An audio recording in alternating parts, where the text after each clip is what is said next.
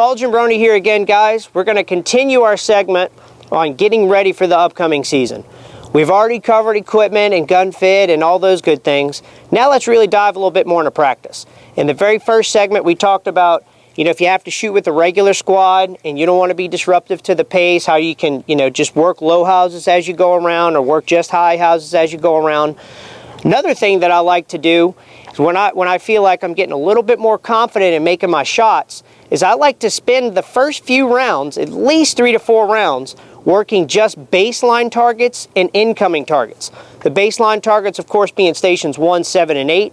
And then your incomers, low house on 2, low house on 3, high 5, and high 6. And while those may be some of the easier shots on the field, it actually makes up 2/3 of the round. And to me, those targets are the ones that usually make or break the weekend.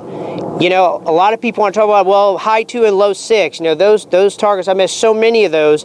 But if you go back to some of those shoots during the year where you did miss winning your class or maybe the overall championship by maybe 1 or 2 targets, add those back in and see where you have been. So that's why I'd like to put the focus there. Those are those fundamental shots. They're the basic shots. And if you have solid fundamentals and you really work your mechanics and your eyes on all of those stations, it's going to carry over to those more difficult outgoing shots.